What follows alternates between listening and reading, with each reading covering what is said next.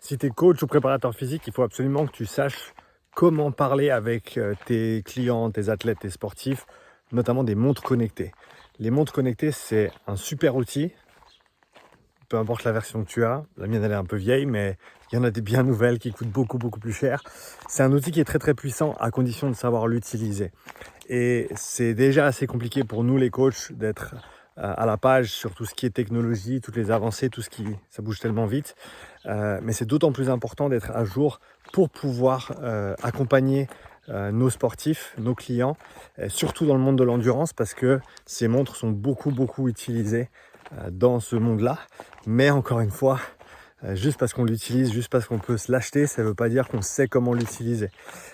Et donc dans cette vidéo, je voulais revenir sur quelques problèmes qu'il y a avec les montres connectées et la solution, notamment pour les coachs qui écoutent cette vidéo, la solution pour les coachs sur comment parler de ces outils-là avec ses clients, avec ses sportifs.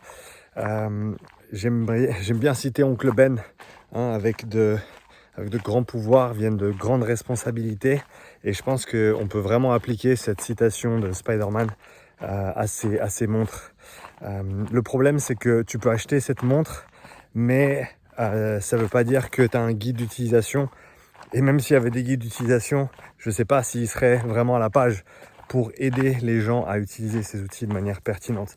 Et le problème avec ça, c'est que l'utilisation de ces montres et de ces outils, si elle n'est pas bien comprise, ça peut mener à de la frustration, ça peut mener à de la stagnation, ça peut mener au fait de perdre la motivation de l'entraînement, ça peut même mener à des blessures, à mon sens. Et je l'ai déjà vu arriver chez certaines personnes. Donc il faut qu'on apprenne à comprendre ces outils, comprendre leurs forces, comprendre leurs faiblesses, et nous, en tant que coach, comment on peut aider les sportifs qu'on accompagne à mieux utiliser ces outils. Donc quelques points sur lesquels je voulais revenir. D'abord, il y a le problème de la valeur perçue de l'outil. On dit souvent que, tu sais, quand tu as quelque chose gratuitement, tu ne vas pas y assigner beaucoup de valeur. Et c'est pour ça que souvent, quand tu payes cher pour quelque chose, tu vas plus l'utiliser, ou tu vas plus t'investir dans ce que tu as, dans ce dans quoi tu as déjà investi. Si on veut parler de l'aspect énergétique et de l'aspect émotionnel, c'est-à-dire que si énergétique et financier, c'est-à-dire que si tu t'investis de manière financière, tu vas être plus assidu sur la formation. Tu vas certainement lire le bouquin qui coûte 200 € par rapport au bouquin qui ne coûtait rien, etc. Donc, par rapport à ça, il y a un problème, parce que si la personne a déjà payé plusieurs centaines d'euros pour leur montre, voire plus, ils vont y assigner une valeur très haute.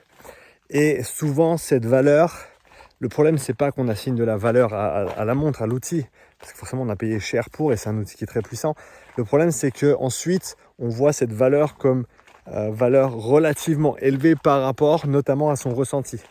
Et ça va être un refrain dans toute cette vidéo, c'est de parler du ressenti et de l'association entre la technologie, les choses qu'on va pouvoir mesurer au niveau physiologique, et le ressenti, la perception de l'effort, qui doivent être utilisés ensemble. Encore une fois, ça, tu vas m'entendre le répéter encore et encore.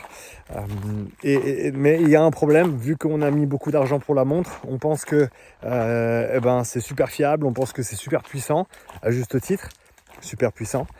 Mais on ne doit pas mettre ça en opposition à notre ressenti.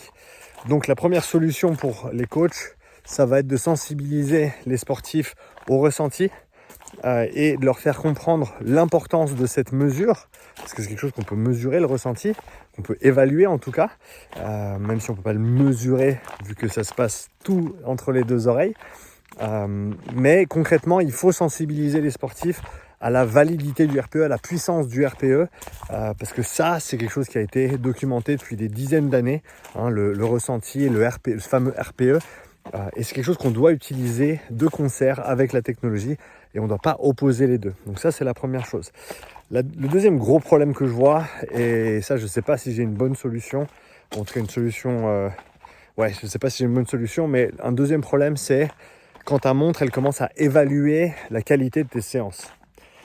Combien de fois on m'a envoyé des screenshots de montres qui te disent que oh là là, séance, t'as perdu en VO2 max sur cette séance, séance non productive.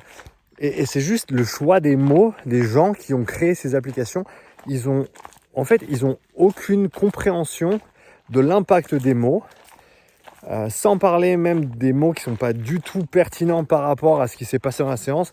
Par exemple, tu as un plan d'entraînement, tu progresses de manière mesurable. Par exemple, tu quantifies ta consommation d'oxygène, tu fais des tests de VO2 max régulièrement, tu vois que ta VO2 max augmente de test en test, de mois en mois, mais tu fais un footing ou tu fais un ou deux footings à la suite, et là ta montre elle te dit fitness en baisse, votre VO2 max baisse, séance non productive, mais la montre elle connaît pas l'objectif de la séance.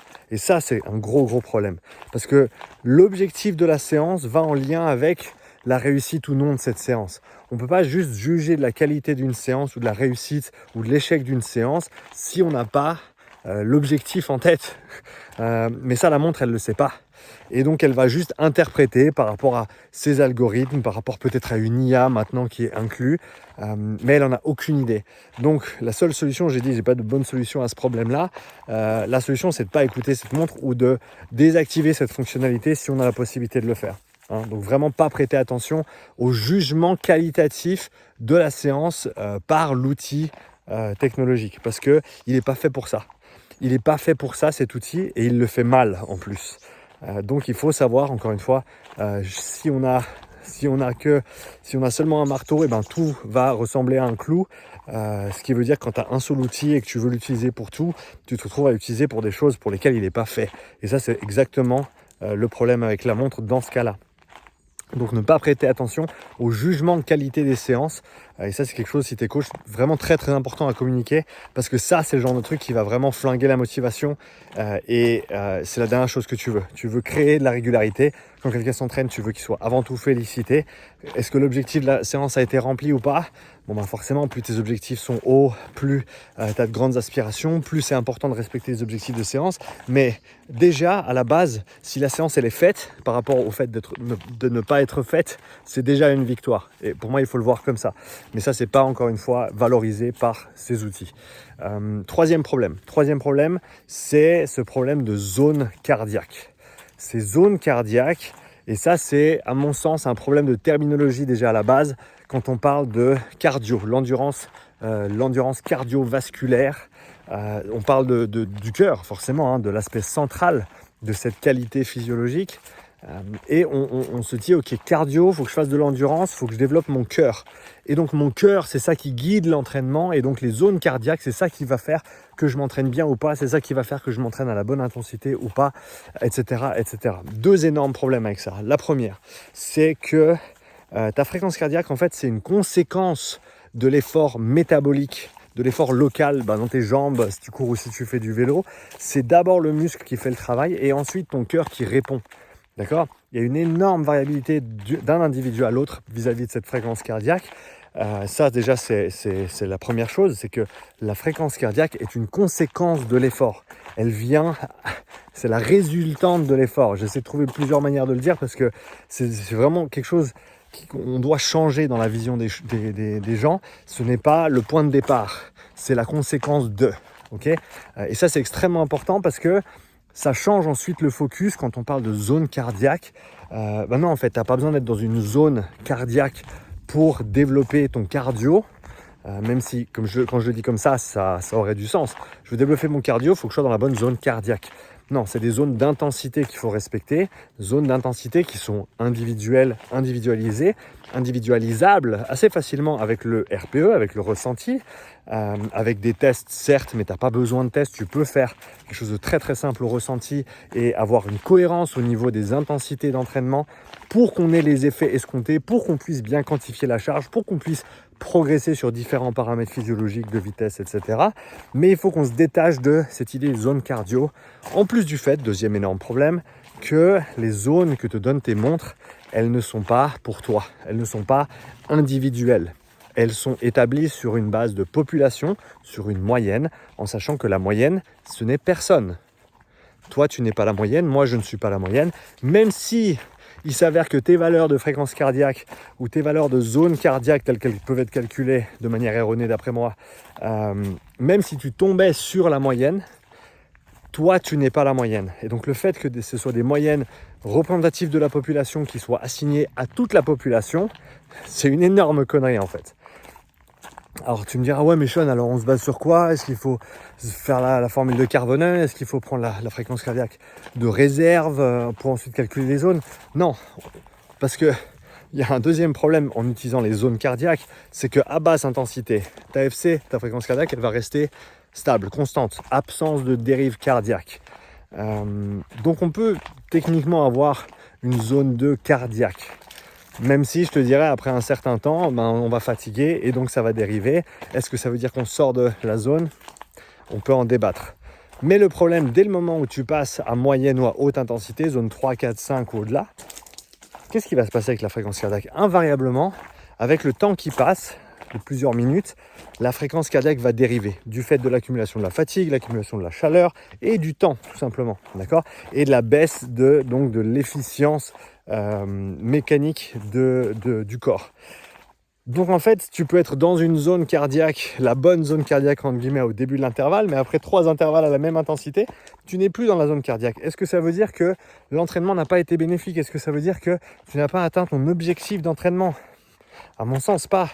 Encore une fois, quel était l'objectif de la séance? Est-ce qu'on a quantifié le ressenti, le RPE sur la séance? Est-ce que le RPE ressenti correspondait à nos attentes? C'est ça la vraie question. Et encore une fois, on revient à ce concept, je te l'avais dit, on revient à son concept de prendre la fréquence cardiaque avec le ressenti. On veut ce fameux triangle, les 3 P de Steven Seiler, performance, physiologie, perception.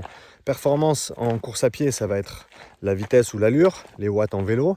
Physiologie, dans notre cas ici, la fréquence cardiaque qu'on va prendre en référence.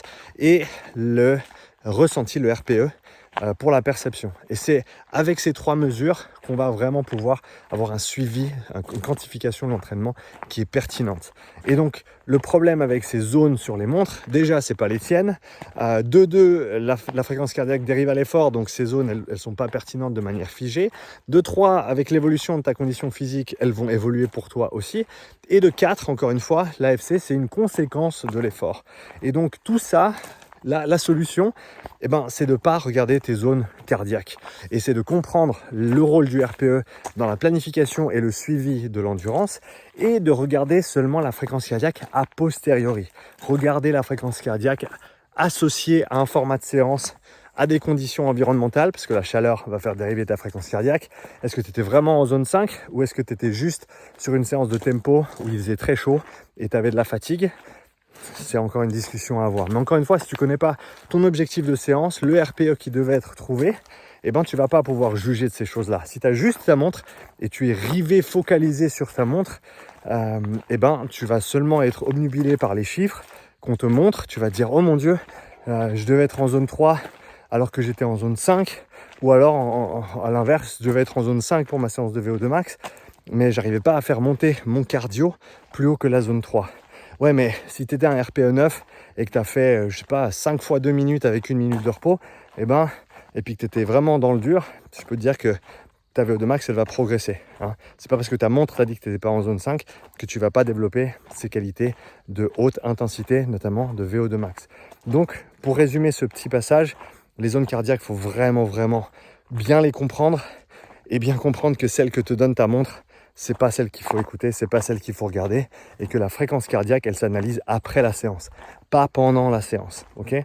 Rien n'empêche d'avoir des barèmes de fréquence cardiaque qu'on veut respecter pour gérer de l'intensité, par exemple. Je fais une course, je veux pas partir trop vite parce que c'est un ultra trail et je me bride à 130 ou 140 BPM sur les deux ou 3 premières heures de course pour m'assurer que je pars pas trop vite malgré la fraîcheur.